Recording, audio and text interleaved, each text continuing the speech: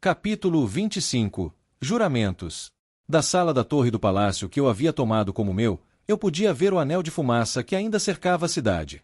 Centenas de guardas haviam saltado da muralha externa para escapar das chamas, mas agora estavam de volta, todos eles que havíamos capturado e milhares de homens da cidade também.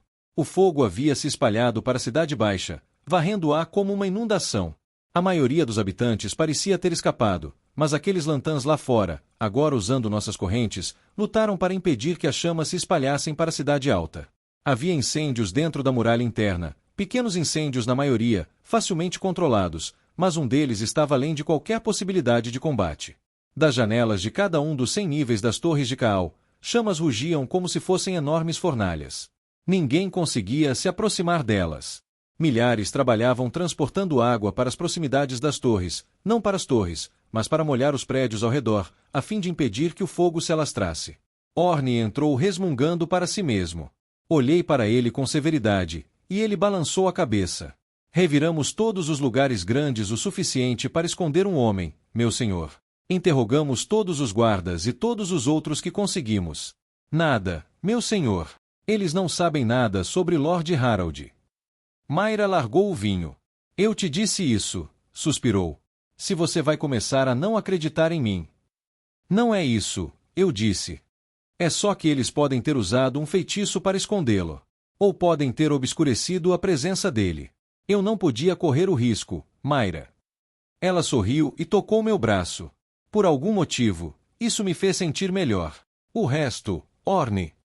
Os traficantes de escravos vão retomar suas caravanas, mas estão reclamando. Dizem que temos tantas que vão arruinar o mercado e derrubar os preços pelos próximos 5 anos. O preço que nos pagam é o que eles querem dizer, ri. E a comida? Primeiro, os homens da terra disseram que não venderiam para nós. Ele fez soar como uma afronta pessoal. Depois disseram que venderiam, mas por cerca de 1 imperial para cada uma de suas raízes fedorentas. Eu disse que viríamos e pegaríamos as raízes, se fosse assim que eles quisessem, e eles disseram que arariam a plantação e queimariam seus celeiros. Aí eu disse: qual foi a última coisa que você disse, Orne? Eles venderão, disse ele amargamente, por apenas o dobro do que cobraram dos lantãs. Basta, Orne. Por enquanto, basta. Quanto às suas ordens pessoais, meu senhor, você tem noção de como é difícil encontrar uma garota em particular entre milhares no palácio? Como não respondi, ele foi até a porta. Mas eu a encontrei. Aqui dentro, garota. Rápido! Uma garota entrou correndo na sala, de cabeça baixa. Imediatamente, ela caiu de joelhos, com o rosto no chão. Levante-se, Nila, eu disse. Lentamente, ela se endireitou, seu rosto um estudo de perplexidade. Elspeth tinha raspado minha barba naquela manhã, mas enquanto Nila me observava, seu rosto se reconheceu. Ora, você é o escravo. Com um suspiro, ela levou as mãos à boca e caiu de bruços novamente. Sinto muito, mestre. Eu não quis dizer isso. Levanta, menina. Eu não vou te machucar. Ela se levantou timidamente, mas ainda não havia perdido a fala. Se você não vai me machucar, então por que me trouxeram aqui? Você ainda quer voltar para aquela fazenda? Mestre, é cruel me provocar. Quer ir? Me responde, menina. Vulgar, interrompeu Mayra. Não assuste a criança até a morte. Diga-me, menina, você quer ir para casa? Não estou brincando. Eu quero saber. Ah, sim, por favor, sim. Lágrimas escorriam por suas bochechas. Eu quero, mais. Ela se desfez em soluços. Achei que você não fosse aborrecê-la, disse eu secamente. Nila, há 1000 moedas de ouro imperiais na bolsa sobre a mesa. São suas. Você não é mais uma criança magricela. Com esse dinheiro, poderá escolher os homens da sua aldeia. Já providenciei para que você seja levada para Cazelli. Na bolsa também há uma carta para um tal de Henry Kittilan, um mercador, encarregando de garantir que você retorne em segurança a Knorros e à sua aldeia. Você entende isso? Quer dizer que estou livre agora? Ela soou quase melancólica. Isso mesmo. Orne te acompanhará no caminho. Obrigada, disse ela secamente. Não parecia particularmente feliz enquanto Orne a levava embora. Mayra, você ouviu? Ela parecia decepcionada mesmo por eu estar mandando ela para casa. Claro que sim. Mayra riu. Ela esperava ficar com você. O sinal tocou e eu fui em direção à porta. Você vem. Mayra. É hora de lidar com o Conselho dos Nobres. Eu não perderia, respondeu ela. Bartu nos encontrou no salão. Eu estava vindo atrás de você, meu senhor, disse ele, e se colocou atrás. Ainda havia guardas lanta nas portas do grande salão, acorrentados a elas. Aquelas portas eram pesadas, exigindo toda a força dos lantãs para abri-las, e nenhum altaí aceitaria o trabalho. Ouvi um murmúrio de conversas quando as portas se abriram, mas silenciaram quando entrei. A sala estava repleta de membros do Conselho de Nobres, todos os 100 membros. As nobres sentavam-se sozinhas, mas atrás dos homens sentavam-se suas esposas, 300 ou 400, e atrás delas as paredes estavam forradas com altaí. Eu podia sentir seus olhares em mim enquanto caminhava até o estrado onde ficavam os tronos. Havia ódio ali, e desprezo, mas nenhum medo. Eles mal podiam acreditar no que havia acontecido com sua cidade. Não podiam acreditar que aquilo pudesse tocá-los. Apoiando um pé em um dos tronos, derrubei-o. O estrondo ao atingir o chão ecoou pela sala como um gongo. Ouviu-se um suspiro engasgado, seguido de silêncio novamente. Mande tirar isso. Não posso sentar em mais de um ao mesmo tempo. Sentei-me do outro lado, com Mayra e Bartu em pé aos meus ombros, e observei a sala. Eles estavam digerindo o que eu dissera, tentando ver se significava mais do que as palavras diziam. Já tínhamos conquistado cidades antes, mas apenas em incursões. Será que pretendíamos ficar desta vez? Era isso que eu queria dizer? Um altaí governaria de um dos tronos gêmeos. Avareza e arrogância estampavam-se em seus rostos enquanto começavam a tramar como manipular e controlar bárbaros estúpidos. Ara, o senescal do palácio, deu um passo à frente, sorrindo nervosamente. Talvez soubesse mais do que os outros. Se fosse esse o caso, tinha razão para o nervosismo. Nobre senhor, disse ele. Meu senhor. Chegou ao conhecimento dos membros do Conselho dos Nobres que suas filhas foram feitas prisioneiras. Então, meu senhor, é nosso costume permitir o resgate de... Seu costume, não o meu. Costume de Lantã, não de Altaí. E com o que pagarão esse resgate? O que há de valor nesta cidade que não pertença aos Altaí? Mas, meu senhor... E depois há a questão dos juramentos. Eu disse isso baixinho, mas poderia muito bem ter gritado pelo efeito sobre os nobres.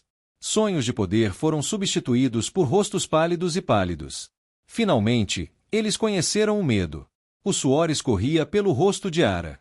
Juraram, enquanto eu descansava em uma cela sob este palácio, que eu não estava na cidade. As filhas do Conselho dos Nobres se comprometeram a isso. Essas filhas agora estão perdidas. Mas não foi isso que quisemos dizer, gritou um dos nobres. Assenti, e Mayra pegou uma bolsa. Dela, tirou uma pedra celeste e a colocou em frente ao trono. Esculpida com um terg por uma irmã da sabedoria. Abençoado por 3 vezes 3 irmãs da sabedoria. Ara se afastou como se fosse uma asa viva. Suba aqui. Coloque as mãos nisso, eu disse, minha voz se tornando mais como um rosnado a cada palavra, e repita que você não jurou a sério. Coloque as mãos nisso e diga o que quiser. Suba aqui, Lanta. Em vez disso, o nobre tentou se empurrar para o encosto da cadeira. Ele tremia e as lágrimas escorriam pelo seu queixo. O fedor do medo o impregnava. De repente, Orne entrou correndo no corredor. Caminhou o mais rápido que pôde, sem correr, e se inclinou para sussurrar em meu ouvido. Meu senhor, prendemos alguns prisioneiros que exigem vê-lo.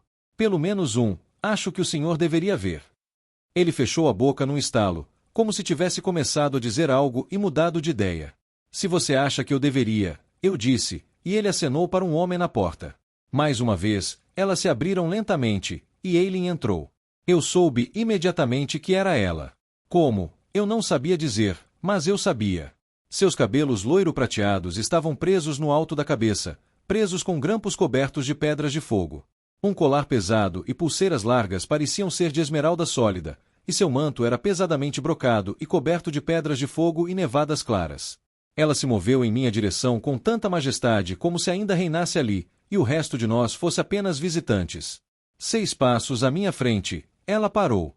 Aqueles olhos verdes eram frios e decididos. Quando ela foi levada, Orne? Perguntei. Ela respondeu antes que ele pudesse. Não fui levada. Vim por conta própria. Olhei para Orne, e ele assentiu. Por quê? Você pode ter escapado. Ela calmamente começou a tirar os grampos do cabelo e o jogou no chão. Não havia muita chance disso, havia? E mesmo que eu conseguisse sair da cidade, estaria sozinha, sem dinheiro ou apoiadores, e sem como me juntar à minha irmã. Seus cabelos caíam até a cintura. Se eu fosse pega, por outro lado, corria o risco de ser morta pelo primeiro guerreiro que me reconhecesse. O colar e as pulseiras de esmeralda se juntaram aos grampos. Decidi que só havia uma maneira de garantir minha vida. Ela se ajoelhou. Eu me comprometo com você. Se alguma coisa que eu fizer os assustara, isso deixará os nobres em choque. Aylin era a rainha. Eles, pelo menos, só falavam da boca para fora que ela era uma deusa viva. Ela e a irmã eram a personificação da supremacia lanta.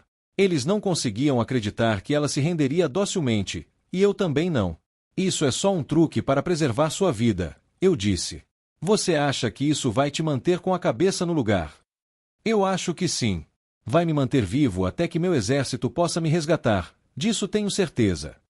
Foi a minha vez de ficar surpresa. Ela disse isso com a mesma calma que se estivesse anunciando que o vento soprava do sul. E agora que sei o seu motivo, por que não deveria mandar matá-lo? Mayra colocou a mão no meu ombro como se quisesse me impedir, mas eu ignorei. Por que você não acha que vai perder? Os cantos da boca dela se curvaram em divertimento. E de qualquer forma, se perder, você vai se privar de ter a rainha de Lanta, por mais breve que seja, e você não vai fazer isso. Eu estava começando a achar que ela falava sério, mas havia algo mais ali, algo que ela não estava contando, e eu queria saber. Não é o suficiente. Tem mais, senão você não viria confiando que eu não vou te matar ou te colocar na cela sobre o poço, aquela em que sua irmã me prendeu. Isso me atingiu. A máscara de gelo escorregou um pouco. É sim. E não fui eu quem te colocou aí. Lembre-se disso. Foi sua irmã, martelei. E foi você quem mandou um assassino atrás de mim. Um bom rapaz morreu naquela noite, só porque eu brinquei sobre fazer de você um escravo. Você me pede para acreditar que depois disso você virá aqui e se jurará a me servir? Vou mandar chamar seu próprio carrasco. Eu não estava prestes a morrer naquele momento. Ela mordeu o lábio e lutou para se recompor. Eu tive que me equilibrar sendo sua escrava por um curto período, apenas um curto período, disse ela, como se tentasse se convencer. Eu não quero morrer. Eu quero viver. Sejam quais forem as circunstâncias, eu quero viver. Mayra se abaixou diante dela. Tem um jeito. Aylin a encarou como uma criança olhando para um doce que não conseguia acreditar que estava ganhando. Se você conseguir convencê-lo, ele vai deixar você viver. Ela pegou a pedra do céu e a jogou em Aylin. A outra mulher a agarrou antes de perceber o que era. Seu rosto empalideceu e ela cambaleou como se fosse cair. Controle-se, criança, disse Mayra insistentemente. Você teve a inteligência de enxergar sua única chance real, onde a maioria das mulheres estaria cega de pânico. Você teve a coragem de aproveitar essa chance quando a maioria das mulheres a teria encarado como suicídio. Reúna sua inteligência e coragem agora, e faça o que precisa fazer. Aylin segurou a pedra do céu como uma mulher seguraria um buquê de flores. Ela a encarou como se seus olhos estivessem congelados nela. Eu. A verdade, menina. As palavras devem ser a verdade, e você deve reconhecê-las como verdade. O suor escorria pela testa da mulher ajoelhada. Eu renuncio aos meus direitos perante a lei e aos meus direitos acima da lei. Renuncio às minhas propriedades e posses. Renuncio à minha liberdade. Entrego minha vida e minha vontade àquele que me possuirá. Sua pele brilhava, agora, à luz do sol que entrava pelas janelas, e a pedra do céu estava molhada. Agora jure, disse Mayra, jure pelo juramento mais terrível que você conhece. Eu juro pela minha carne, sangue e ossos e espírito. Com a última palavra, ela desabou, e a pedra do céu caiu no chão. Mayra pegou e afastou o cabelo úmido do rosto dela. E os outros prisioneiros que você mencionou, Orne? Eles são tão interessantes. Não sei, meu senhor. Ele apontou para a porta. Nunca os vi antes. O homem que entrou usava uma túnica nobre em vez de armadura, mas uma bandagem na cabeça e outra no braço indicavam que ele havia lutado. Havia fios grisalhos em seu cabelo. Isso me surpreendeu, pois eu o conhecia pelo nome, embora nunca o tivesse visto antes. Eu tinha visto a mulher com ele. O nome dela era Leia. Estes também vieram para se render? Perguntei. Tora, para ele, devia ser, irritou-se. Não fizemos isso. Se 2 dos seus guerreiros não tivessem conseguido me alcançar, eu já teria nos tirado da cidade. Leia tapou a boca dele com os dedos para acalmá-lo. Respirou fundo e se aproximou. Pela primeira vez, percebi que ela estava grávida. Posso falar por nós, meu senhor? Ela perguntou suavemente. Se vocês me disserem qual é a reivindicação que vocês 2 têm para serem trazidos a mim em vez de serem acorrentados em algemas. Nenhuma, meu senhor. Pode-se dizer que presumimos, ou melhor, eu presumo, com base na reivindicação de outro. Observei-a e contei os meses até a noite da minha captura. Então contei uma segunda vez para ter certeza. Mayra me olhava com um olhar estranho, mas eu a ignorei. Aquele seu homem ali. Você o ama? Ele será um bom pai para o seu filho. Um pai tão bom quanto qualquer homem poderia ser, meu senhor. Como qualquer homem. E eu o amo. Como? Perguntei simplesmente, mas ela entendeu. Quando a razão retorna, meu senhor, até uma mulher simples pode somar 3 unidades para formar um terceto, e Elana não foi capaz de guardar todos os seus segredos. Assenti e continuei a ignorar o olhar de Mayra. Uma nobre alta e imperiosa chamou minha atenção. Seu busto mais do que generoso se arqueava de indignação enquanto ela encarava Leia com olhos que poderiam ter sido esfolados a 10 passos de distância. Você tem algo a dizer, mulher? Perguntei. Você sabe alguma coisa sobre isso? Eu sei tudo o que há para saber, ela cuspiu, com raiva. Assim que ele saiu da cidade, ela conseguiu se meter naquela situação repugnante, e por uma escrava, pelo que dizem. Por mais abominável que seja pensar nela se permitindo chegar a esse ponto, é ainda mais detestável pensar que foi com uma escrava. Ela estremeceu para mostrar o quão detestável era, e seus lábios se curvaram em desprezo. Então ele voltou, e embora ela já estivesse bem longe, ele alegou que a criança era dele. Eles são repugnantes, os 2. Leia estremeceu a cada palavra, e Thoran parecia pronto para começar a lutar novamente, contra qualquer um. Guerreiros, gritei, vocês ouviram? Queremos 2 como estes entre nós. Não, eles gritaram de volta, sentindo que era brincadeira. Então, este é o meu julgamento. Leve os 2, junto com uma carroça e um cavalo, para onde está guardada a minha parte do saque. Deixe que ela observe enquanto ele carrega a carroça com sacos de moedas, barras de ouro, qualquer coisa que chame a atenção dos que o guardam. Não o deixe se esquivar. A mulher de rosto imperioso sorria cruelmente. Quando a carroça estiver pela metade, peça a ele que termine de enchê-la com peles. Depois, deite a mulher sobre as peles, coloque-o no assento da carroça e expulse-os da cidade. Afinal, não queremos pessoas como elas entre nós, não é mesmo? Não, gritaram os guerreiros, e eles caíram na gargalhada. O sorriso cruel foi substituído no rosto da nobre por raiva. Leia soluçava, mas com gratidão. Apontei para Tora. Você, homem, você realmente quer essa criança? Ele gesticulou em direção à nobre imperiosa. Apesar do que a Limia diz, uma criança é filha de quem a cria. Eu quero essa criança. Sorri. Será interessante, Lanta, ver qual sangue vencerá. Tirei minha braçadeira, gravada com meu nome e um registro dos presságios do meu nascimento e os ossos rúnicos moldados no dia do meu nome. Leia a pegou com surpresa. Dê a criança. O preço da sua liberdade é um juramento de que a criança receberá a braçadeira. Ela olhou para Thoran e assentiu. Juro que a criança que carrego dentro do meu corpo receberá esta aliança no dia do seu nome. Juro pela minha força vital e pelos ossos da minha mãe, da mãe da minha mãe e da mãe da minha mãe, pelo espírito de cada criança que espero gerar, exceto a que agora carrego, pelas pedras do templo dos deuses que adoro, por... Chega, eu disse, com um sorriso. Esse juramento é suficiente para te segurar, mesmo que o chão se abra como está. Ela se curvou profundamente, como uma nobre de Lanta faria ao seu governante, e retornou a Tora. Certifique-se de que eles tenham uma escolta de 10 lanças até que estejam bem encaminhados, eu disse a Orne. Por que você o soltou? Perguntou Mayra. Fui salvo de responder pela chegada de um guerreiro que entregou a Orne um pedaço de papel. Orne leu e me passou. Li 2 vezes e amassei na mão. Fui até a frente do trono. Vocês, do Conselho dos Nobres, também fizeram alguns juramentos.